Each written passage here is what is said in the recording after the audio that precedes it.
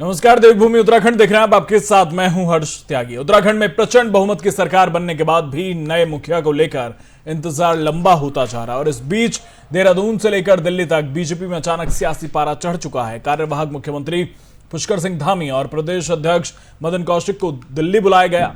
राष्ट्रीय अध्यक्ष से लेकर केंद्रीय नेतृत्व के साथ नए सीएम और सरकार को लेकर मंथन हुआ। ऐसे में अब नए सीएम के नाम पर मुहर लगना तय माना जा रहा है। हालांकि 19 मार्च को देहरादून में विधानमंडल दल की बैठक में सीएम के नाम का औपचारिक ऐलान होगा।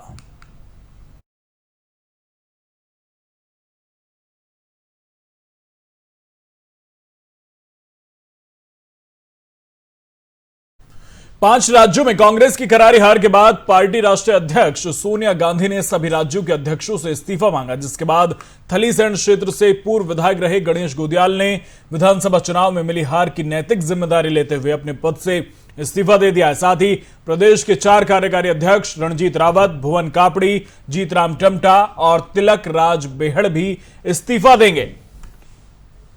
तो आपको बता दें कि सोनिया गांधी ने उन सभी राज्यों के प्रदेश अध्यक्षों से इस्तीफा मांगा था जहां पर कांग्रेस की हार हुई है, और उत्तराखंड के प्रदेश अध्यक्ष गणेश गोदियाल ने जिम्मेदारी लेते हुए अपना त्याग पत्र सोनिया गांधी को सौंप दिया है। उन्होंने अपने पत्र में लिखा कि जैसे कि आपको अवगत है कि विधानसभा चुनाव में कांग्रेस बेहतर नहीं कर पाई, अतः प्रदेश अध्यक्ष होने के नाते मैं नैतिक जिम्मेदारी इस हार की लेता हूं और अपने पद से इस्तीफा देता हूं। आपको बता दें कि सीडब्ल्यूसी की बैठक के बाद यह फैसला सोनिया गांधी ने लिया है और अध्यक्षों से इस्तीफा मांगा है। प्रदेश अध्यक्ष ने इस्तीफा दे दिया है। बाकी जो कार्यकारी अध्यक्ष हैं तिलक राज बेहड़, भुवन कापड़ी, रणजीत रावत, वो इस्तीफा देंगे। लेकिन सवाल ये कि क्या इन इस्तीफों के लेने के बाद, प्रदेश में बदलाव करने के बाद, क्या कांग्रेस की स्थिति सुधर पाएगी, और क्या सिर्फ राज्य के प्रदेश अध्यक्ष बदल देने से कांग्रेस की स्थिति सुधर पाएगी या राष्ट्रीय नेतृत्व में इसकी जरूरत पड़ेगी? ये एक बड़ा सवाल है जो कि कांग्रेस प्रदेश अध्यक्ष पर गाज गिरी है। आपको बता दें कि गणेश गोदियाल से पहले प्रीतम सिंह प्रदेश के अध्यक्ष हुआ करते थे। इंदिरा हृदय जी के स्वर्गवासी हो जाने के बाद प्रीतम सिंह नेता प्रतिपक्ष बने और प्रदेश अध्यक्ष की जिम्मेदारी गणेश गोदियाल को दी गई। चुनाव कैंपेन कमेटी के मुखिया हरीश रावत थे, प्रदेश अध्यक्ष गणेश गोदियाल थे। हार के बाद कांग्रेस में जमकर अंतर्कलह चल रही है। कांग्रेस के कार्यकारी अध्यक्ष रणजीत रावत ने हरीश रावत पर पैसे लेकर टिकट बांटने का आरोप तक लगा दिया है। रणजीत रावत ने कहा कि हरीश रावत सम्मोहित कर लेते हैं और मैं खुद उनके सम्मोहन से 35 साल बाद छूटा हूं, और उन्होंने पैसे लेकर टिकट बांटा है। उनके ही गलत निर्णय की वजह से उत्तराखंड में कांग्रेस को हार का मुंह देखना पड़ा है।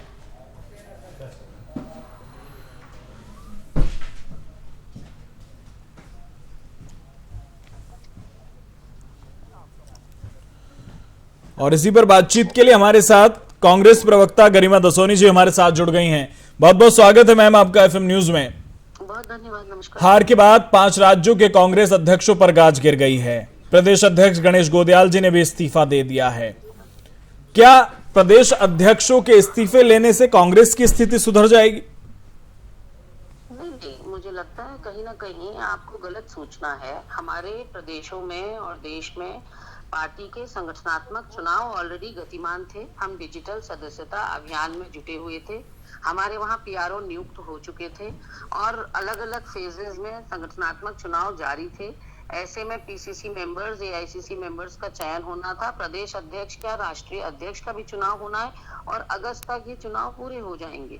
और ऐसे तो में गरिमा जी, क्या सिर्फ इन्हीं 5 राज्यों में ऐसा होना है जिनके इस्तीफे लिए गए हैं, जहां पर चुनाव हुआ है वहीं पर चुनाव होना है सिर्फ? नहीं, मैं वही आपको आगे बताने ही जा रही थी कि 5 राज्यों में अभी ताजा चुनाव हुए हैं और हमने शिकस्त का सामना किया है। तो ऐसे में चुनाव तो होना ही था और प्रदेश अध्यक्षों ने हटना ही था, लेकिन इन चुनाव की वजह से वो कंडीशन पहले आ गई इन 5 राज्यों में, और प्रदेश अध्यक्ष जी की तरफ से कोई कमी नहीं रही है।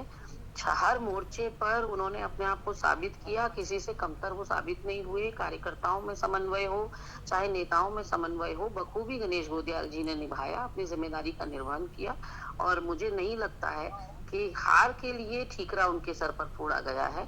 ये एक पार्टी की अपनी प्रक्रिया है, अपनी रणनीति है, नए तरह से संगठन को जोड़ने की या फिर कार्यकर्ताओं में जोश भरने की, कि कुछ नयापन आएगा तो निश्चित तौर पर कार्यकर्ताओं का मनोबल बढ़ेगा। गरिमा जी, आपकी बात बिल्कुल उचित है। और अगर देखें तो कुछ विश्लेषकों का ये मानना है कि सिर्फ प्रदेश अध्यक्षों से इस्तीफा लेकर ही सुधार नहीं हो सकता। अगर कांग्रेस को उभरना है तो राष्ट्रीय नेतृत्व पर भी बदलाव की जरूरत है, जैसा कि कपिल सिब्बल भी कहते रहे हैं। नहीं, वो पार्टी डिसाइड करेगी। पार्टी ने क्या करना है, क्या नहीं करना है, वो पार्टी डिसाइड करेगी। लोगों के परसेप्शन के हिसाब से पार्टी नहीं चला करती, और पार्टी की अपनी एक विचारधारा, अपनी रीति नीति होती है, और जो भी हमारे सीनियर लीडरशिप को ठीक लगेगा वो उस बात पर आगे कदम उठाया जाएगा। अगर उत्तराखंड की बात करें, उत्तराखंड चुनाव की माहौल भी था और जो रीत थी वो भी थी, उसके बाद भी कांग्रेस कहां बैकफुट पर रह गई कि जो जनता ने नकार दिया? और उसके एक नहीं, बहुत से कारण हैं। किसी एक कारण को उसके लिए जिम्मेदार नहीं ठहराया जा सकता। और अभी होली के बाद हमारी समीक्षा बैठक है, उसमें सभी कारण सही तरीके से निकल के आएंगे। मैं कुछ भी कहने की हालत में तभी रहूंगी। लेकिन गरिमा जी, रणजीत रावत तो बड़े बड़े आरोप लगा दे रहे हैं। रणजीत रावत जी के पास अगर कोई तथ्य या प्रमाण है तो उनको लेकर वो आरोप लगाएं तो ज्यादा बेहतर होगा। ठीक है, बहुत बहुत शुक्रिया आपका तमाम बातचीत। धन्यवाद।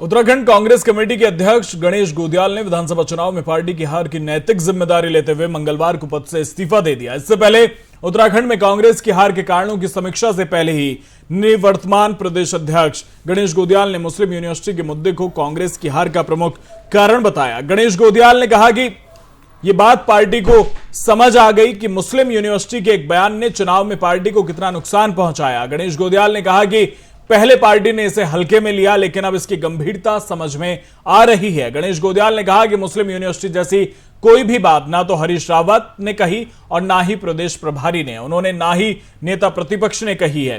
आपको बता दें कि सहसपुर विधानसभा सीट से बागी के रूप में नामांकन भर चुके कांग्रेस के अकील अहमद ने नाम वापसी करने के बाद ये बात कही कि उन्होंने 12 सूत्री मांग पत्र दिया था और जिसके कुछ बिंदुओं पर कांग्रेस की ओर से विचार करने का भरोसा दिया गया है।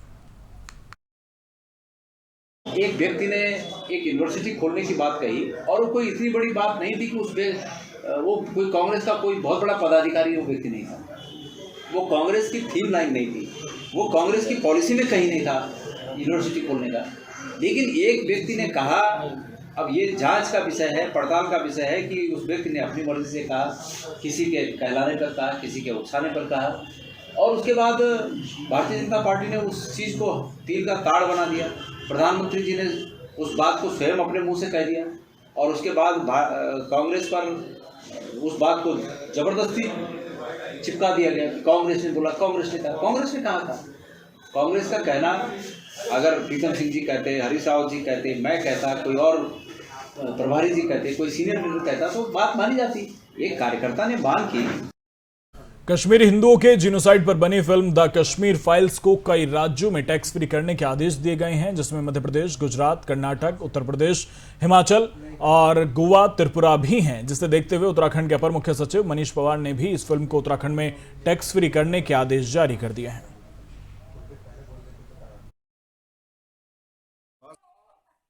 आज आवश्यकता हमारे इस परिवेश को भी है, तो इसके तहत राष्ट्रीय चरित्र जागरूकता अभियान को प्रोत्साहित करने के लिए आगामी 22 तारीख को हम उसी राष्ट्रीय चरित्र जागरूकता के तत्वाधान में निःशुल्क रूप से लोगों को फिल्म दिखाने का काम करेंगे।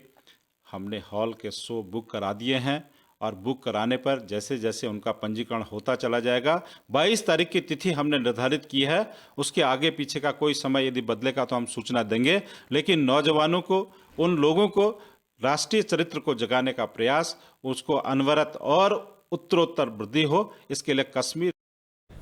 वरिष्ठ बीजेपी नेता और विस्तार योजना के प्रांतीय संयोजक मनोज पाठक ने हर राष्ट्रभक्त और सनातन धर्म को मानने वालों से कश्मीरी पंडितों पर हुए अत्याचार पर बनी बहुचर्चित फिल्म द कश्मीरी फाइल्स देखने की अपील की। उन्होंने कहा कि राष्ट्रीय चरित्र जागरूकता अभियान के तहत उनके द्वारा कालाढूंगी विधानसभा क्षेत्र के युवाओं को आगामी 22 तारीख को द कश्मीर फाइल्स मूवी निःशुल्क दिखाई जाएगी, जिसके लिए हल्द्वानी के 2 बड़े थिएटर बुक कर लिए हैं, जिसमें भारी संख्या में लोग पहुंचेंगे। साथ ही उन्होंने द कश्मीरी फाइल्स को प्रदेश में टैक्स फ्री करने के लिए कार्यवाहक मुख्यमंत्री पुष्कर सिंह धामी का आभार जताया। उन्होंने बताया कि 1990 में हिंदू और कश्मीरी पंडितों पर जो अत्याचार हुए हैं उनको जानने और समझने के लिए प्रत्येक राष्ट्रभक्त को ये मूवी देखनी चाहिए। ये फिल्म रोंगटे खड़े कर देने वाली है।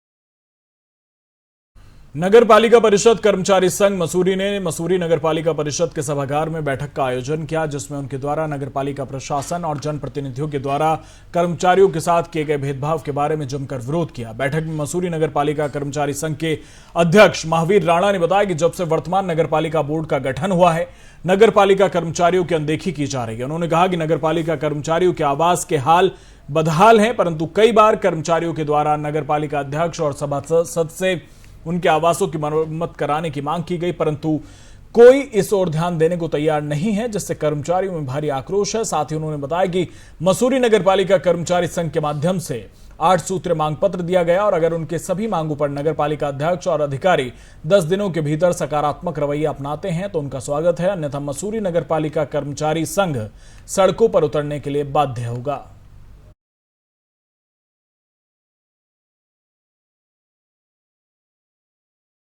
उत्तराखंड में चुनाव जीतने के बाद अब जहां बीजेपी में नए सरकार के गठन की प्रक्रिया शुरू हो गई है, वहीं मुख्यमंत्री पद को लेकर नेताओं के दिल्ली दौरे भी शुरू हो गए। वहीं पार्टी के प्रदेश महामंत्री सुरेश भट्ट ने कहा कि चुनाव में मिली प्रचंड जीत के बाद वो पीएम मोदी और केंद्रीय नेतृत्व का आभार जताने के लिए जा रहे हैं।